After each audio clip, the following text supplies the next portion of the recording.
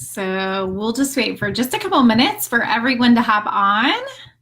Hope everybody is doing great.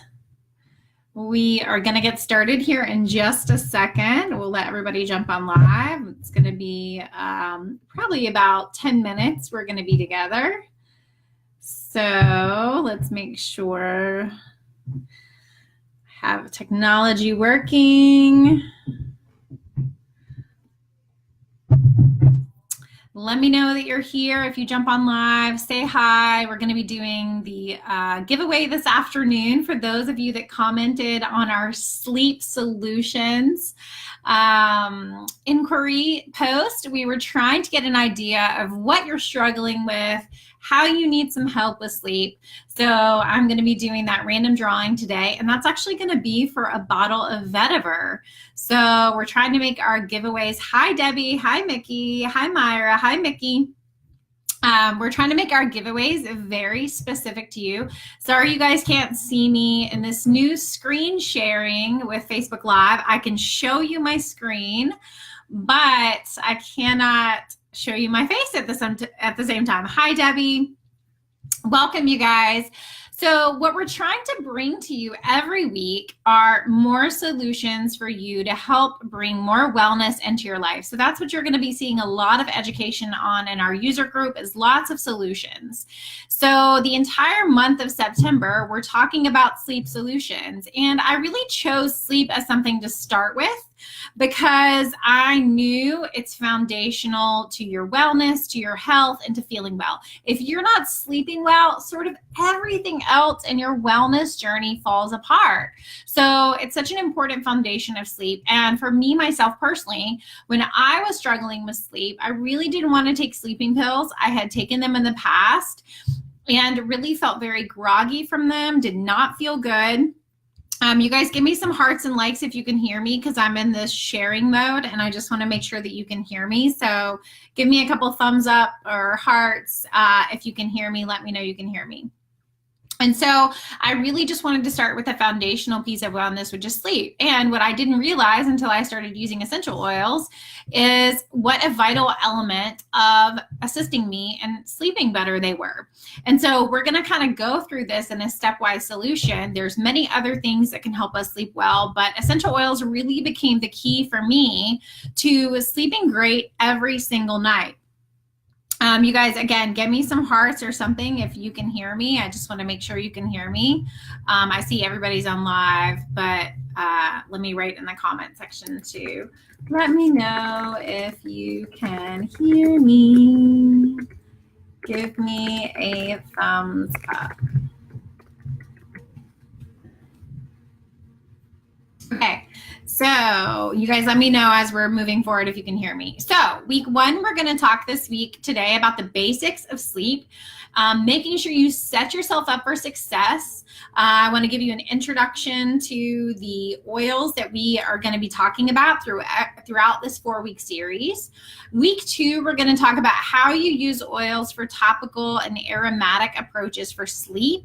And the week three, we're going to talk about, if you've tried that, how you step up to using certain internal oils for sleep and those sleep solutions.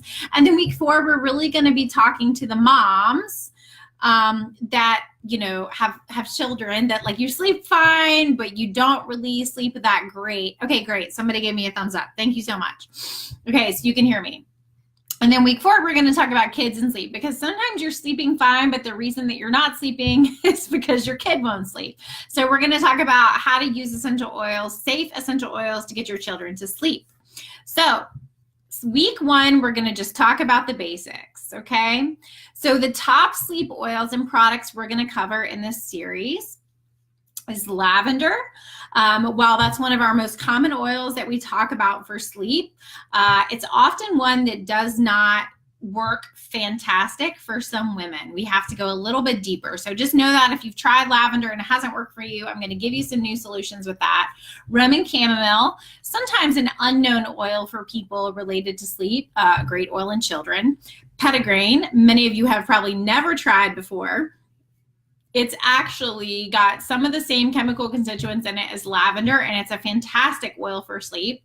Marjoram, Clary sage, a very specific oil that's great for certain reasons why people can't sleep. Vetiver, we call it our liquid tranquilizer of oils. Wild orange, the serenity blend, we're going to talk about what that is, the peace blend, and of course serenity soft gels. So these are the topics that we're going to cover in our series, okay? And we're going to be talking about using them in all different kinds of ways. I'm going to explain to you which ones you can use topically, aromatically, internally, and we're going to kind of teach you a stepwise approach, right? So I want to really teach you, basically, we start this way. If it's not working for sleep, topical and aromatic, this is when we step up into internal, and this is the method that we use for internal. Okay, so let's just talk for 2 seconds. We won't get too sciencey on you. Those of you guys that know me know that I love science, but I won't spend too much time here. But I do want to stress to you the importance of how our olfactory system, essential oils impact our olfactory system and thereby impact our brain. And how do they actually create better sleep? Because I think there's some myths around this that people think, oh, wow, essential oils, can they really help me sleep better? Is that really true? But just so you know, there is a lot of science behind this, that they can not only help you fall asleep faster, but help you stay into a deeper sleep and get a more restful sleep, right? So we want to spend more time in that deep sleep and some of the REM sleep stages. So we have the olfactory system. That's how we inhale essential oils, right? It works on some of those neurons at the top of our nose that then directly connects to our limbic system of the brain. The limbic system of the brain really is the emotional center of the brain, but it also controls a lot of other bodily functions, basically respiratory, breathing, heart rate, emotions, behavior, and it also functions to work in our inhibitory system. So a GABA neurotransmitter and neurotransmitter receptors in our body are actually inhibitory in nature, meaning they help us slow down. So GABA is very, very important in having proper sleep. So as we activate some of those receptors, it's actually causing inhibition in the brain, meaning the brain starts to slow down, we start to relax, anxiety releases, the breathing slows down, the heart rate slows down, all the muscles relax, and then also melatonin, which is a hormone that's released not only from the gut, okay, from the gastrointestinal system, the GI system, and the pineal gland in the brain. So these two hormones, one neurotransmitter, one hormone, are extremely important in making sure that we fall asleep on time and that we stay asleep. So if you guys didn't know this, many essential oils that we use for sleep actually work on those GABA receptors. So that's why they actually work, and that's the science behind them. They're activating those GABA receptors, causing us to sort of, our body to slow down, getting our sort of mood and relaxation tone right and ready for sleep, which is so important. So there's my little science nuggets on why they actually work. There is real science behind them. It's not just voodoo. Okay, so how many hours of sleep do we really need?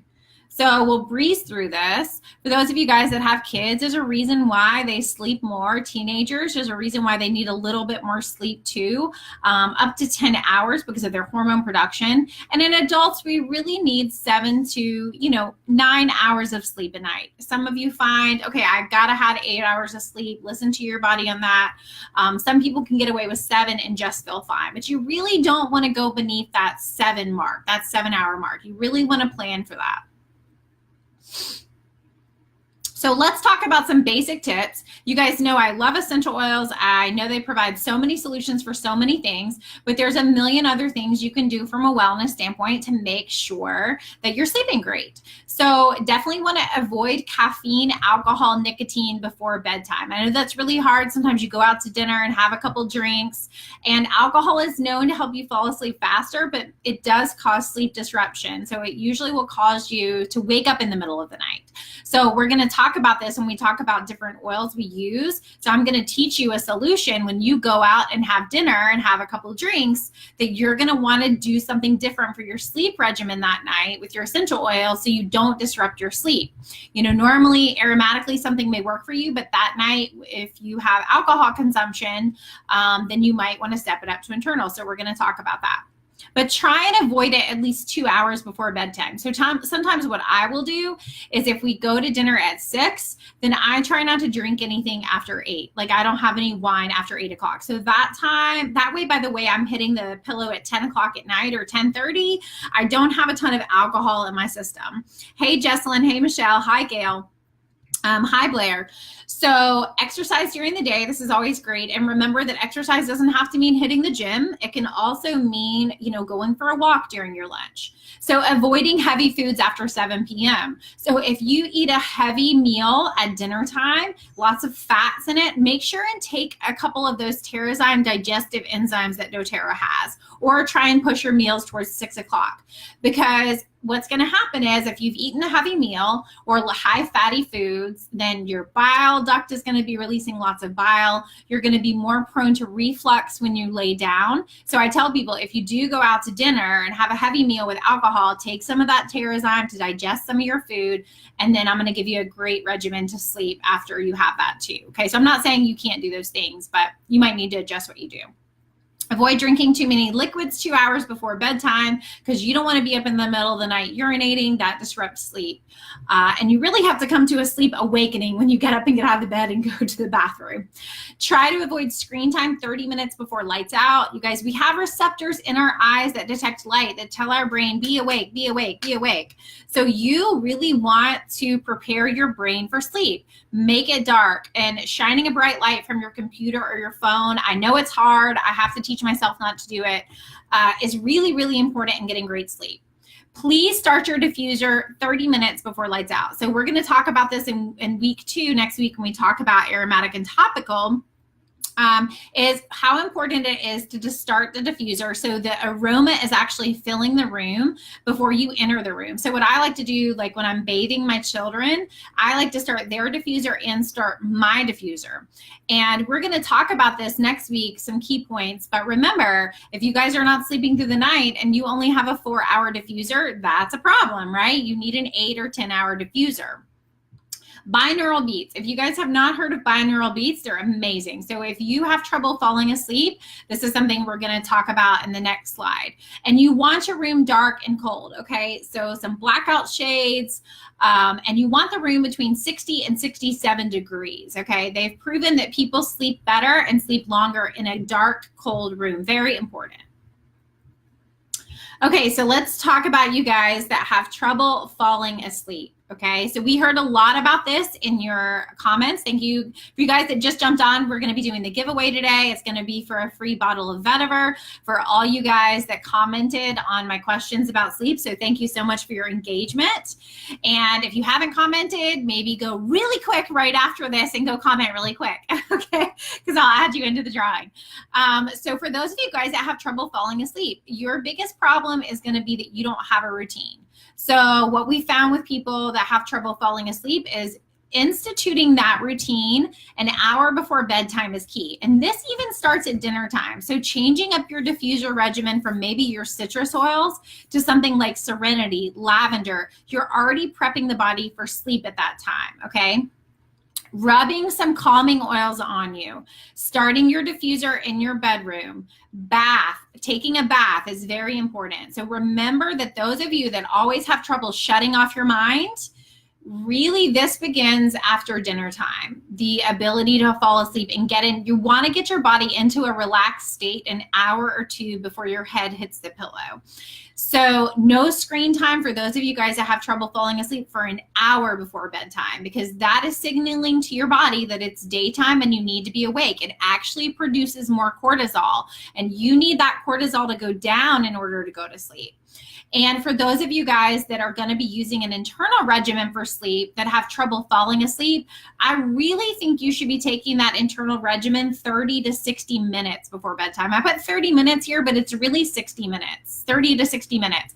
What most of us do, okay, I'll take my Serenity soft gels and then I hop into bed. Nope, nope, nope, nope, nope. I want to start my diffuser 30 minutes before I plan on going to bed and go ahead and take my internal regimen then, because you're getting the body in that relaxed state.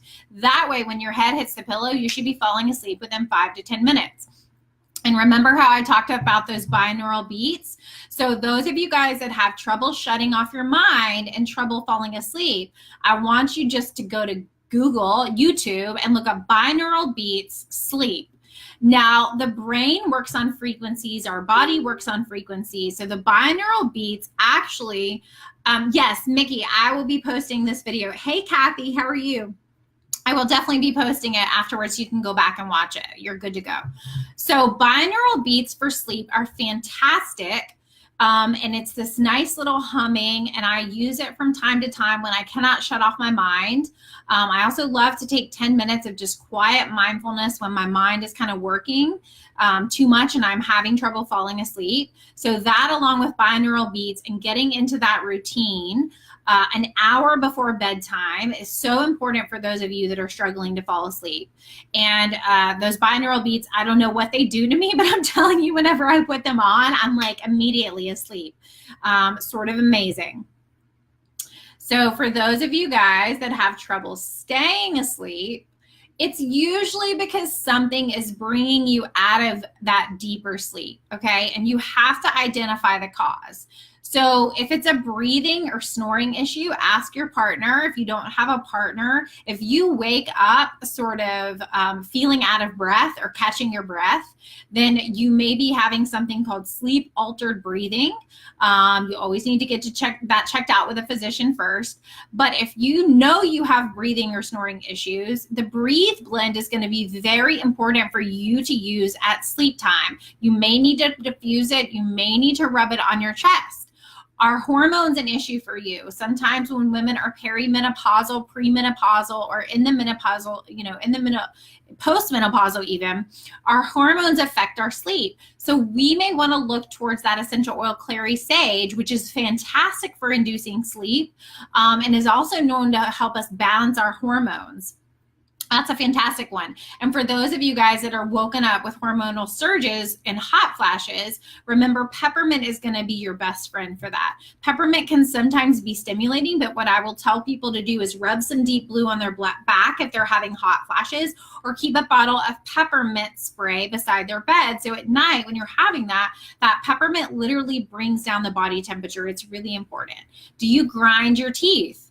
Then you really need to also be applying lavender topically to the jaw to sort of relax those jaw muscles. And usually with teeth grinding, I find that we have to go to an internal regimen to get that to stop. You guys are the people that wake up with headaches and jaw tension, and you never feel rested. And so we usually have to go to internal regimen and use lavender topically along the jaw, along with internal, aromatic. Frequent urination, try and keep those citrus oils out of your water by the end of the day, and try and really cut your water consumption 2 hours before bedtime, okay? That means you need to be drinking a lot throughout the day so you're nice and hydrated, but the last thing you want to do if you wake up in the middle of the night to pee is to drink an entire glass of water before you go to bed.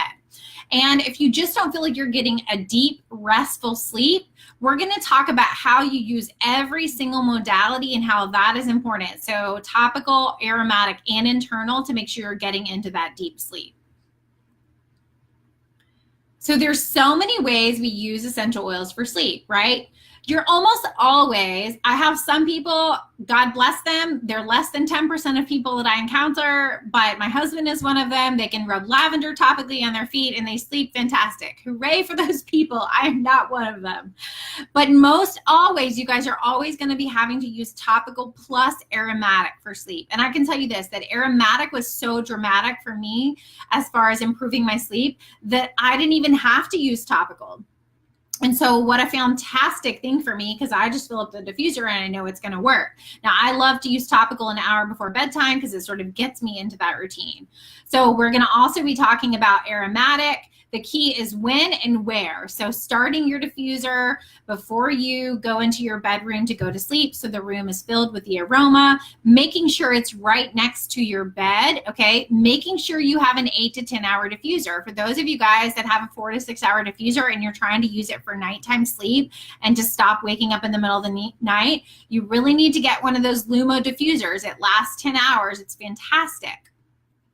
And then we're going to talk about in week 3, if topical and aromatic are not enough for you, you've tried those, you've tried some oils, different experimentation with oils, then we need to move to the internal regimen. And we're going to talk only in week 3 about what you can use for the internal regimen for sleep.